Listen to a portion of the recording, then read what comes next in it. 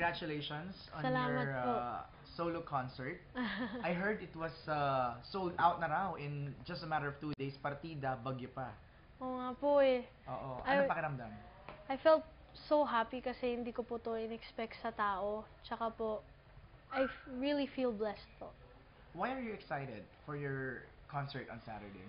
Excited po ako kasi ito po yung first ever solo concert ko po dito sa Pilipinas. And I'm very excited to show more of what I can do aside from what I did on The Voice. Right. Is this a dream of yours? It is, it is. Kwento mo sa amin, kailan mo yung parang inisip na parang someday gusto kong magkaroon ng sarili kong concert? Well, since I was a very little child, I've always dreamed of having my own shows, my own concerts, not only in Canada where I live, but all over the world. Anong bata ka, anong ginagawa mo? Anong mga sinasabayan mo? May hawak ka bang suklay? Paano ka kumakanta nung bata ka? I would just sing along with the TV, or I would sing along with the radio in the car, Mm-hmm. and that's kind of how I started to sing, and that's how my parents uh, kind of knew, and they found I could carry a tune. Okay. Ano Yeah. yung mga sinasabayan mong kanta nun?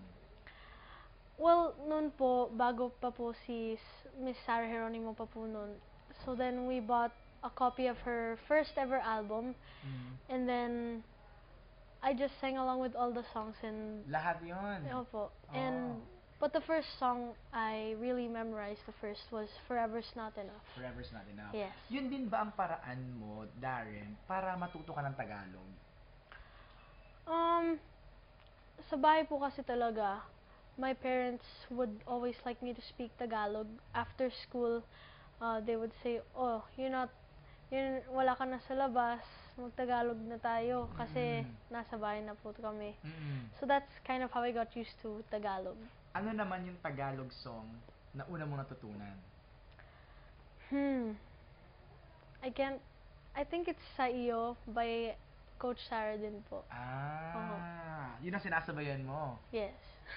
With dance moves na yan, ha? I tried. You tried. Yeah. Pero nung bata ka pa, Darren, yung mas younger age pa, madalas kang sumali sa contest. Well, actually, I started doing contests when I was 10, but I started doing front acts when I was 8. Okay. Yeah. Front acts kanino? Local artists that came to Canada like AG, Sir Martin, Ate Vice, lahat po. Coach Bamboo. Ayan. So nakikita mo na sila noon. Yeah. Ano nasa isip mo parang nag-front act ka sa kanila? It was an honor to be there, and when I would get to meet them backstage, it was really cool. And now po, kasama ko na rin po sila sa isang network sa ABS po. So, parang noon lang po, I just had a dream to be with them someday, and now po, it's coming true. Okay. Opo. Tama ba yung narinig ko, Darren, na parang dati daw, pag sumasali ka sa mga contest, hindi ka lagi nananalo? One time po, nung sa Edmonton po to, it was called Pinoy Singing Sensation. I won the grand prize po, and kasama ko po doon mga bata until mga 37-year-olds po, mga Okay. ganun. And I won, so I was very happy. And then that was when I was 10. And then in 2012, I joined. It was like American Idol for kids in Canada called The Next Star. Okay. And I was 11 years old. And it was really cool because it was televised on TV and everyone knew about it from the west coast to the east coast of Canada. So it was really cool because in public people would recognize me. But I only placed first runner up. But I still got a cool experience from it po. Anong naramdaman mo na first runner-up ka lang? Well, I still felt blessed kasi I made it to the top 6. And I was still happy for the winner. Pero pagkatapos po nung contest, Sony Music kasi po sila yung nagki-carry po sa contest na po na The Next Star. They called us, and Chorus Entertainment po. Sila po yung may hawak nung The Next Star. They called us and they said they wanted to do more projects with me in Canada, and they flew me back to Toronto. So after po nun, 2012 and 2013, I was flying back and forth from Toronto po, doing recordings and guestings po sa TV shows. So busy ka na. So ramdam mo na talaga noon pa, at age 11 or 12, ramdam mo na yung ganong klaseng buhay. Buhay singer, no? Paano mo nalaman yun sa The Voice? Well, my grandma po, kasi po parati po siyang nag-aabang sa TV. Sabi niya po sa mami ko po, kasi nanay po tawag ko sa lola ko. She called my mom from the Philippines. Sabi niya, may audition siyang The Voice Kids. Ilipad mo si Darren. Kasi yun po talaga yung dream niya para ho sa akin, na makasali sa mga contest po na ganito. So then I was very excited po. Sinasabi ko po, empake na po tayo, lipat na tayo sa Pilipinas. Pero alam ko po na gastos din po yun para kay mami at daddy po. Pero hindi ka ba kinabahan kasi hindi mo teritoryo? Lumaki ka sa Opo. Canada, di ba? Parang ito Nga po. bagong lugar to for me, for you, di Yes. ba? May ganun kang kaba?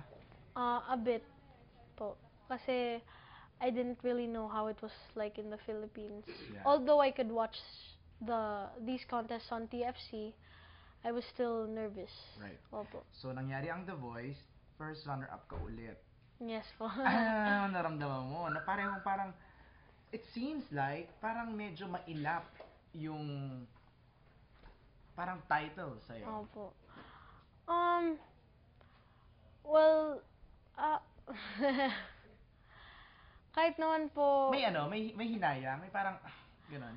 yes naman po, kasi marami rin pong sakripisyo yung mga magulang ko po, yung mga taong sumusuporta po sa akin kagaya ng family, friends po, tsaka yung mga supporters ko po. Talaga. But I felt happy for Laika naman po Right. when she won. Right. And despite that naman, I mean, look at you. I mean, you may sila Laika, they're doing their own stuff right now. You know, Juan Carlos, and Yeah. Laika. And then I think sa inyong tatlo, sa inyong apat, ikaw ang unang mag-first solo concert. Yes po. 'Di ba? So that itself is already a blessing. Opo. 'Di ba? Ano masasabi mo sa sakripisyo ng mga magulang mo? Parang I'm very lucky to have them po, kasi hindi lahat ng mga bata may mga magulang na katulad po na kagaya ng mami at daddy ko po. Tsaka yung mami at daddy ko po kasi parati pong suporta sa akin, buong pamilya ko po, they're always there to support me. And not everyone has that type of support that they give me po. Right. So I feel very lucky to have them. Ano ba mga sacrifices ang ginagawa nila for you? Mga gastos po, pag may mga gigs po ako dun sa Canada po, they have to also be with me, of course po. So yung gas din po pag malayo yung mga gigs. Right. Mga ganun po. Tapos mga utang din po. Yung utang po papuntang dito sa Pilipinas. And for them just to be with me here. Bayad na. Opo. Bayad na. The last time na nagkwentuhan tayo sa Resorts World, Darren, ang sabi mo sa akin noon, hindi ka pa rin sigurado, hindi ka pa confident if you're gonna stay here or go back to Canada. Sabi mo, yung mga magulang mo muna yung unang babalik. Now, what's your state of mind? Well, right now po, I'm staying here in the Philippines, but I have upcoming shows abroad in Canada, US, ayan po. So, it's very exciting din po kasi I get to go back to Canada and I get to visit my hometown, Calgary po. Are you excited sa homecoming? Yes po. Talaga? Yeah. Sobra? Yes. What are you most excited about?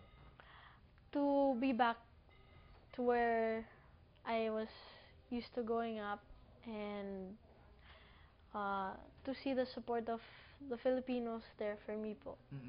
As early as 13, right? 13? Yes po. Grabe na yung look back mo, no? No, when you look back, no, parang yung pinagdaanan mo na from joining simple contests to doing front acts to doing a televised competition. Yes po. What else do you want to do? Well, right now, I'm happy with what I'm doing po. Pero I'd also like to try, hosting po, mga ganun in the future maybe. My dream po talaga is to have world tour talaga po. World Yeah. tour. Wow. Yeah. Ayaw mo sumalit sa mga international, kunyari pag tinawag yung mga pambato ng Philippines, ng ganyan, yung mga world competition, you wanna join that? Uh, I'd probably think about it as well po. Mm-mm. Yeah. Mm. Parang ikaw ang magandang ano, no? Magandang contestant. You're a teenager. What I'm scared of, I don't know if you're scared of this, is Yeah. the puberty, the change of voice. Are you scared Opo. of that? Medyo po. Pero, Nararamdaman ah, mo? hindi pa naman po. But I've noticed I can hit lower notes than I used to before.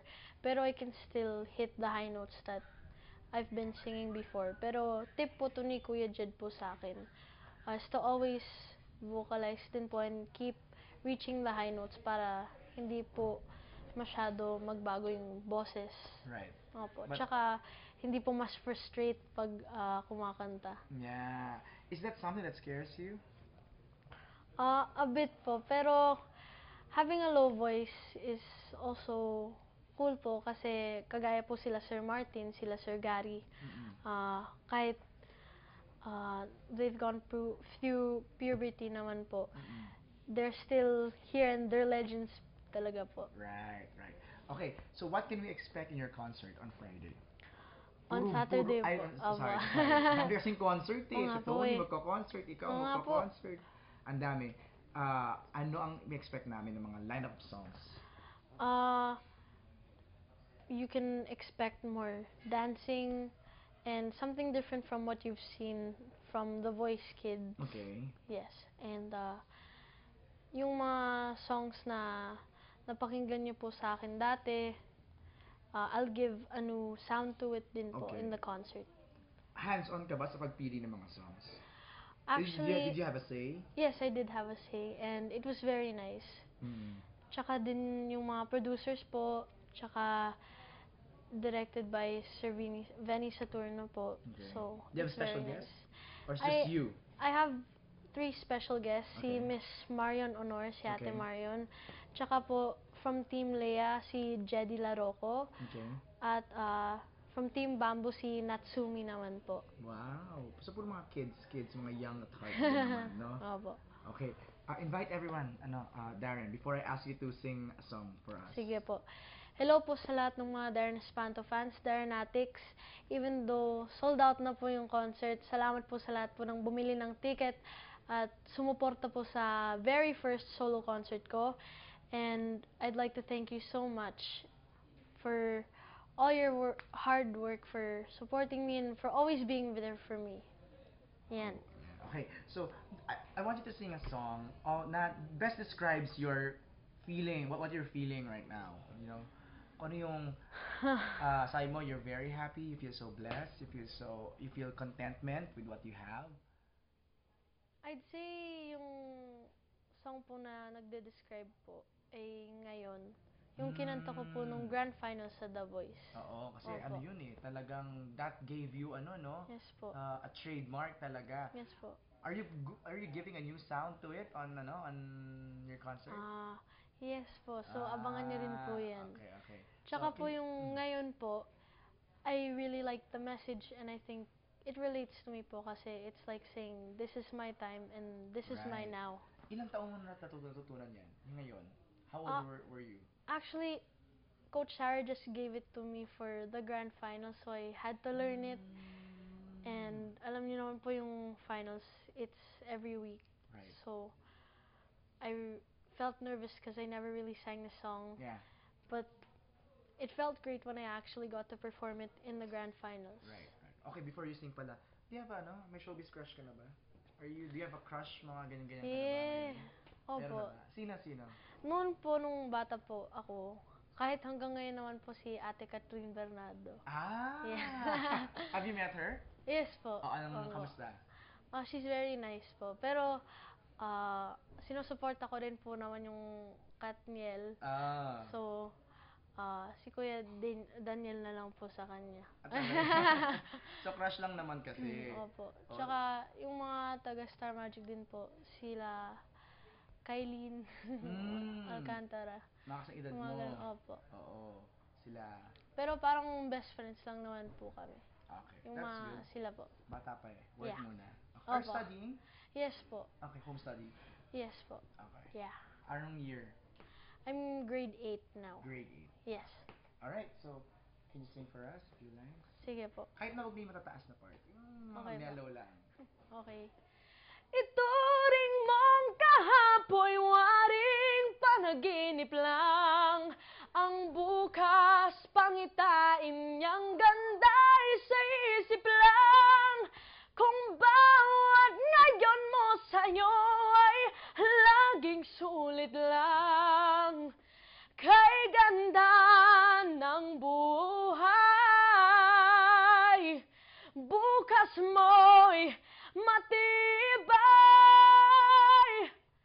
dahil ang sandigay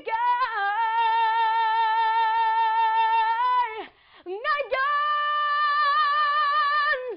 Ayan. Salamat po.